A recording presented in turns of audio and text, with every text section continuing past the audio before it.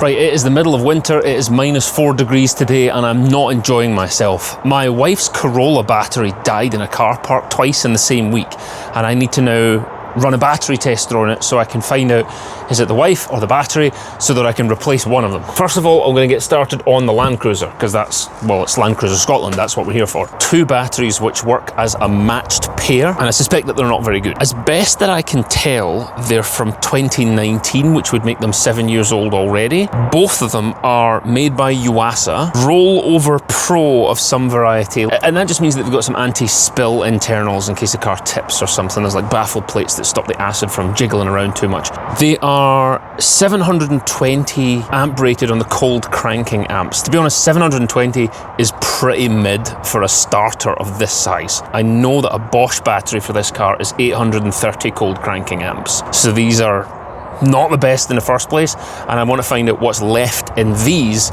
in case these also need a replacement. Right, it is far too cold for this nonsense today. The rating on the battery, the 95 amp hours stamped on the battery, is the amount of power over time that it can supply. That's like if you didn't charge up the battery, how long could it run your stereo for? And the cold cranking amps is the surge of power to start the car, and great big engines and great big starters need a high CCA rating. In summary, Land Cruiser, crappy batteries, only 720 CCAs, and I want to find out what's left in them. Now, fortunately, Kingbolen, the same people who sent me the Diag tool for the Land Cruiser, offered me some other stuff to test, and I needed to do my batteries anyway, so they have sent me their BM550 battery tester, which is a very simple device, and they've asked me to test it and let you know what I think about it. This is quite fortunate because I didn't have a battery tester and I needed to test these batteries anyway. This one, if I understand it correctly, will make an estimation of the cold cranking amps along with voltage, state of health, state of charge. So there's a few different functions on here, and it will help me judge whether or not one battery in the Land Cruiser is dying and the other one is surviving. It'll also send a teeny tiny AC current into the battery to test its resistance, basically to look for sulfation. It will also do a state of health and a state of charge, and then it will do magic maths to come up with the condition of your battery and display it all on the screen here. Sounds straightforward, we're going to have a go. So I know from this original test that the Land Cruiser's batteries are a little mismatched, and if you know your Land Crushers, you'll know that's a problem. The internet will tell you that one battery runs the starter motor for the engine and everything else runs the accessories, the heaters and relays and all that. They're both connected to charge each other, and the alternator charges both. But if you start to get an imbalance, you end up with one battery that's constantly having to charge up the other one, and that kills the batteries, according to the internet. Batteries that are degraded are usually, or at least, you know, in a lead acid battery, a flooded cell battery, they're usually degraded because of something called sulfation, which happens. So the battery is formed of plates, and if sulfation happens, you get crystals forming on the faces of those plates, and so there isn't a clear electrical current that can pass through it.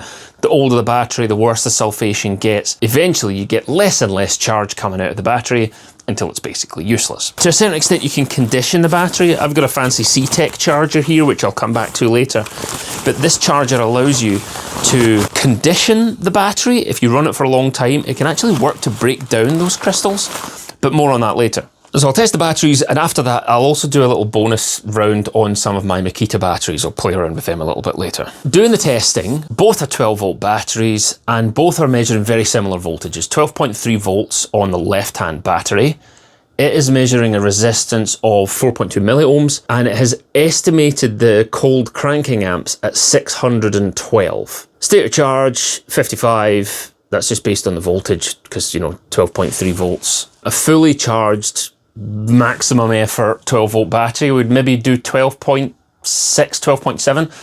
And if it gets down to exactly 12 volts, that's actually only about 25% charged. So both these batteries are at 12.3. The second battery has a lower resistance, so that would indicate to me less sulfation, 3.4 milliohms, with the same voltage, 12.3. It has a cold cranking amps estimate of 764. So I've got an imbalance in my batteries. I'm gonna have to keep an eye on that. In fact, I'm gonna connect that battery conditioner to it, and I'm just gonna leave that there for a couple of days and see if that can help with the sulfation, because I don't need to take the car anywhere, and maybe I can salvage that battery and bring the state of health up and the resistance down. Wish me luck. But in the meantime, I've got some other stuff going on as I've been fixing a bunch of these ride-on cars for a friend, these kiddie cars. Now, sometimes they've got switch or wiring faults, so I'm going to have a look at that for them, but most of the time, it's the battery. because people store them in the cold and the batteries die fast.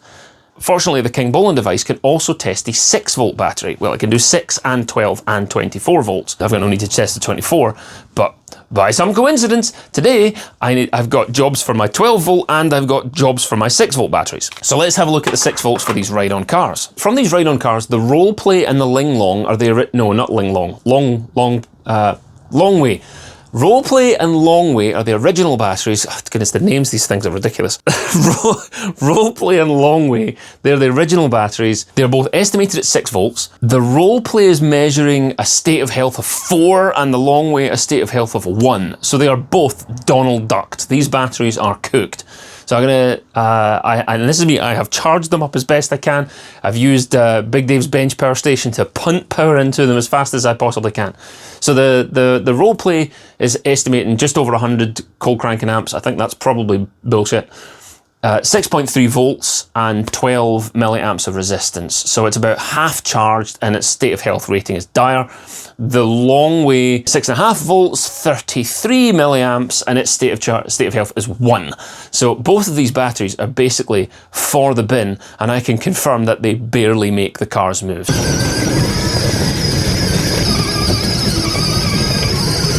We're going to get rid of them and replace them. Fortunately, we can just order batteries on Amazon. So I have here a brand new, okay, the name is a problem on this one as well. I've actually bought a 12 volt because you can run these kiddie cars on 12 volts and I can guarantee you it is more fun for your kid as long as they don't fall off. So this is a, oh goodness, it's got 3 names on it. It is a U-Cell Clue Light Yuasa. So it's made by a proper battery company, Yuasa. It's a 12 volt. The cold cranking amps is estimated at this battery tester at 71 with just over 12 volts. But brand new, it's 36 milliamps of resistance that's on there. So the state of health on that is 2 for a brand new Amazon battery. So that is going back in the box and it's going back to Amazon. By contrast, the Lucas battery also came from Amazon, similarly priced. These things are about 10 to 15 pounds. The Lucas battery is just a 6 volt battery, but it is actually working. So it couldn't read a cold cranking amps. Don't know what that's about. That's the only error that I've had with the battery reader the whole time, but it couldn't read it couldn't estimate the cold cranking amps. But voltage, 6.2, the resistance is near 0, it's 0.1.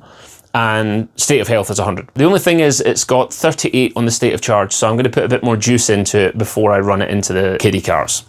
Okay, so those batteries are cooked, but it doesn't matter because I'm going to replace them for 12 volts because it makes the car run faster and because of course I am. So we're going to get rid of the 6 volts and put some 12s in. In fact, what I'm actually going to do, I am going to run these kiddie cars on a Makita 12 volt battery. Makita 18 volt battery. Because you can buy these adapters. So if you've already, like me, you've got a bunch of tools, you've got Milwaukee packs, you've got Makita packs, you've got DeWalt, I don't have DeWalt, I'm heterosexual. If you've got battery packs lying around, you can buy these adapters. It just clicks in, and then you turn it on, and lo, a voltage. It has a little adjuster on here. So you can turn this screw, and you can choose to run your kiddie car at a nice safe 6 volts, or you can do the mature thing and run it at 12.7 and let your kid go at maximum attack, and you can just get multiple uses out of your Makita batteries as a result, because, you know, I've got these anyway. Well, I'm going to play around with the settings a little bit. So let me see, if I put the Makita down to 11 volts, it thinks the battery's toast. State of charge 0, state of health 5. It thinks that battery's knackered. I don't think it's reading the lithiums very well. If I turn this all the way up and I test this at 12.9, which is the maximum that this device can output, it steps it down from 18 volts down to 12.9. The state of health is 7. So the state of health numbers just make no sense as far as I can see on the lithium batteries, but at least it can give me a state of charge estimate. Anyway, this is an adjustable voltage, so the state of charge is based on a number I'm moving around anyhow. So this is a useful thing if you've got these cars. You can run them on Makita batteries. This one will do up to 10 amps, it says here. So it can push up to 10 amps. So you can really let your kids go flying on these cars, and I would definitely recommend that. I would also recommend crash helmets. safety first. Despite the state of health readings, which clearly don't work on the lithium batteries, this is the way to go if you ask me, because these disposable batteries, you leave them out in the cold and they get knackered. With this, you can just plug it on and off, and all I've done is stick a couple of spade connectors onto the end of it so that I can connect it to the normal battery terminal. That is the way to go, as my son shall now demonstrate.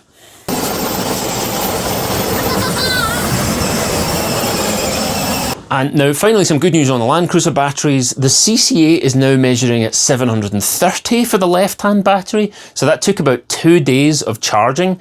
And the battery conditioner which I bought is the MXS5, I believe, from C-Tech. I'll put a link in the description below.